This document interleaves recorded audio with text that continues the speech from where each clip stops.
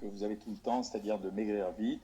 Et ce régime, il a fait parler beaucoup de gens et couler beaucoup d'encre. Donc je vais vous le réexpliquer bien en détail, mais auparavant, je voudrais commencer par un petit décryptage sur les œufs pour que vous compreniez bien. D'abord, quelques chiffres. En France aujourd'hui, on consomme environ 15 milliards d'œufs par an. Vous vous rendez compte ce que ça fait? C'est énorme. On dit que les Français en consomment environ 250 par an et par personne.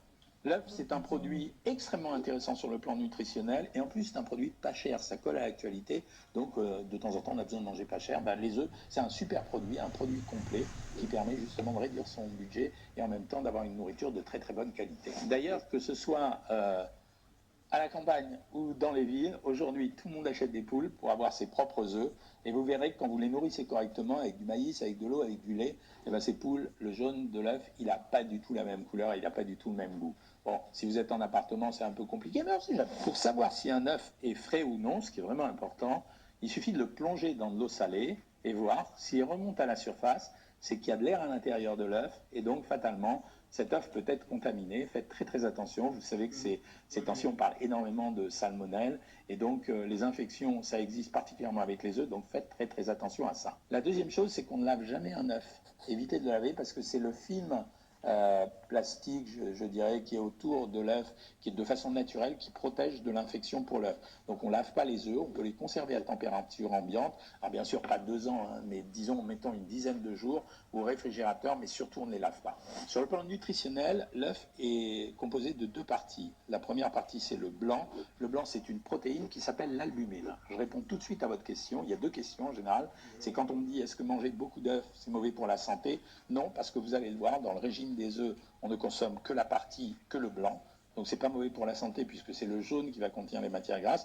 Et deuxièmement, l'albumine qui compose cette protéine de blanc d'œuf est une protéine qui va se dégrader quand elle va être consommée à l'intérieur de l'estomac pour se répartir en petits acides aminés. Donc c'est comme si j'achetais les protéines du commerce et que je les consommais. Donc il n'y a aucun danger à manger le blanc de l'œuf. Évidemment, on n'en prend pas 40 par jour, je vous expliquerai tout à l'heure. Le jaune d'œuf, c'est un mélange de lipides, de cholestérol, de sels minéraux, de vitamine A, de vitamine B et de lutéine. La lutéine est un produit extrêmement important pour échapper aux maladies comme la dégénérescence maculaire, une maladie qui va toucher l'œil en vieillissant, qui peut aller jusqu'à rendre aveugle. Sur le plan des valeurs caloriques, un œuf, c'est grosso modo 80 calories. Pour une taille d'environ 70 grammes, c'est la valeur moyenne du poids d'un œuf. L'œuf apporte environ 5 à 6 grammes de graisse et environ 5 à 6 grammes de protéines. Bien sûr, ça peut varier très légèrement, mais c'est à peu près ça la quantité. On va trouver à l'intérieur également de la vitamine D. Alors un petit point là-dessus, c'est important de consommer de la vitamine D, mais n'oubliez pas que c'est le soleil qui nous permet de produire le plus de vitamine D, mais c'est un apport intéressant en vitamine D sans avoir besoin d'acheter des médicaments en pharmacie. Il y a une différence entre un œuf frais qui se consomme 28 jours après la ponte et un œuf extra frais qui se consomme 10 jours après la ponte. Donc, en fonction de ça, c'est le goût essentiellement qui va varier, mais aussi le risque infectieux qui augmente plus le temps de conservation est long, mais c'est à vous de choisir. Alors maintenant, qu'est-ce que c'est le régime des œufs? Le régime des œufs, il vise à répondre à une demande qui consiste à faire maigrir très rapidement les gens. Il y a le désir de s'engager vite dans un régime, c'est comme un booster, c'est-à-dire comme je maigris vite, ça crée de l'émulation, ça crée de l'émulation, ça va m'inciter à poursuivre le régime le plus longtemps possible. Ça peut être une bonne raison. Au début, j'y croyais pas, mais en réalité, c'est une bonne raison. La deuxième raison, c'est l'obligation médicale.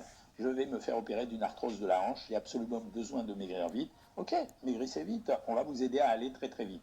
La troisième possibilité, c'est j'ai un événement extraordinaire, que ça soit, je ne sais pas, le tournage d'un film pour une artiste ou le mariage de vous-même ou d'un de vos enfants. Eh ben oui, c'est une vraie motivation. Et la quatrième raison, c'est j'ai une maladie qu'on vient de découvrir, type maladie cardiovasculaire, un infarctus, maladie cardiovasculaire cérébrale, ou on vient de me découvrir énormément de diabète, j'ai besoin de maigrir à toute allure, donc je suis obligé d'aller maigrir vite. Les contre-indications pour le régime des œufs, il y en a plusieurs. C'est premièrement, je suis diabétique et particulièrement insulinodépendant. Ça, désolé, mais on le fait sous contrôle médical. Deuxième possibilité, j'ai une insuffisance rénale, c'est-à-dire mon rein ne marche pas bien. Donc dans ce cas-là, si je vais donner que des protéines, je vais avoir une digestion des protéines et une élimination des protéines qui va renforcer la maladie du rein, donc il vaut mieux pas le faire. Troisièmement, j'ai une insuffisance hépatique, c'est-à-dire mon foie marche mal, je peux pas faire un régime brutal, je suis obligé de démarrer par des régimes modérés, parce que sinon je vais faire du mal à mon foie. Quatrièmement, j'ai une maladie cardiovasculaire et un régime trop rapide peut me bousculer, ou alors j'ai une maladie musculaire, il y a des gens qui ont des maladies musculaires, et dans ce cas-là, ça peut être gênant. La dernière possibilité, c'est les gens qui étaient déjà carencés auparavant, c'est-à-dire ils ont suivi des régimes pendant longtemps, et ils font brutalement un régime des œufs, là ils peuvent avoir des carences. Donc en général, le régime des œufs, c'est un régime qu'on fait quand on se sent en bonne santé, qu'on a besoin d'aller vite, et qu'on respecte scrupuleusement les consignes que je vais vous donner. La stratégie, ça consiste à abaisser très rapidement et très brutalement la valeur calorique de l'alimentation. Un homme, en moyenne, c'est 2400 calories par jour, une femme, c'est 2000 calories par jour. Dans le régime des œufs, ne sont autorisés à manger que le blanc de l'œuf, des bouillons de légumes et pas des légumes, et un peu de produits laitiers. La raison pour laquelle je fais ça, c'est que le croisement entre les protéines de produits laitiers et les protéines de l'œuf fait une des plus belles protéines qui puissent exister. Au niveau des blancs d'œufs, je peux en donner entre 6 et 8 par jour selon les gens. Je suis obligé d'aller le plus loin possible dans la recherche de protéines, c'est-à-dire d'aller entre 40 et mettons 50 à 60 grammes de protéines que je vais compléter par des protéines laitières, yaourt, fromage blanc à 0%, essentiellement ça, puisque là je cherche les aliments les plus bas en termes de calories, de telle façon à arriver à minimum 60 grammes de protéines pour une femme et minimum 80 grammes de protéines pour un homme, c'est-à-dire qu'ils seront obligés de manger plus de blanc d'œuf et de yaourt. En moyenne, ça fait entre 6 et 8 ou 9 blancs d'œuf par jour, c'est comme ça que ça se passe. Je les répartis dans la journée, 2 le matin, 2 le midi, 2 le soir, 3 le matin, 3 le midi, 3 le soir, selon que vous êtes un homme ou une femme. Je vais consommer à part ça des produits laitiers, 2 à 3 yaourts de préférence à 0% ou fromage blanc à 0% matin, midi et soir. Pour me couper l'appétit, je vais prendre de l'eau de cuisson de légumes, c'est-à-dire je vais faire des bouillons de légumes, mais je vais donner les légumes au reste de ma famille ou je vais les conserver en les congelant, mais en tout cas, je ne vais pas les consommer moi parce que j'essaye justement d'abaisser le plus possible la valeur calorique.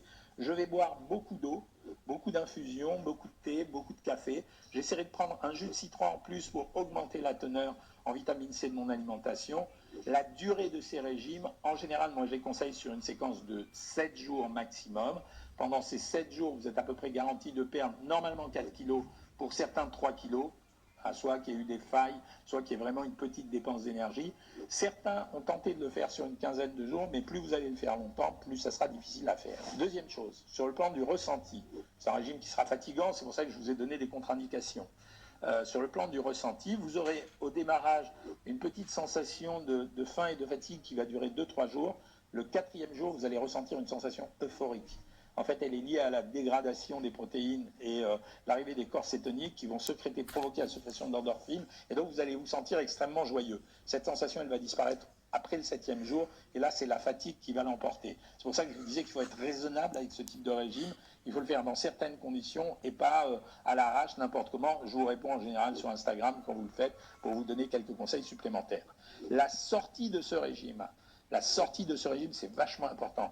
On ne sort pas d'un régime aussi bas en calories de façon naïve, c'est-à-dire en reprenant l'alimentation d'avant. On va par palier progressif. On redémarre grosso modo à 800 ou 900 calories pendant une semaine, toujours en prenant des vitamines et du potassium. On fait ça une semaine ou 15 jours, puis on repasse à 1200 calories une semaine ou 15 jours, puis on repasse à 1400 calories et on reste pendant un mois à 1400 calories. Pendant cette phase, les gens qui ont une dépense d'énergie normale continueront à perdre du poids sur une cadence d'1 kg par semaine. Les gens qui ont une petite dépense d'énergie verront peut-être une stagnation se produire, mais ceux chez qui cette stagnation se produira seraient des gens qui n'auraient pas maigri, sinon avec des régimes traditionnels.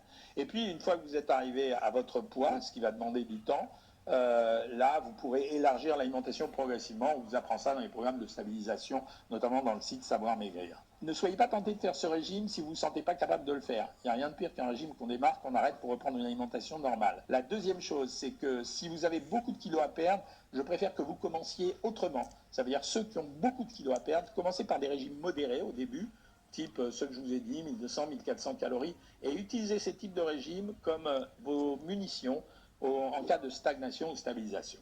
Voilà, je vous en ai assez parlé, je reviendrai sur le sujet régulièrement. Petite précision, toute mon équipe Savoir Maigrir et moi-même, on est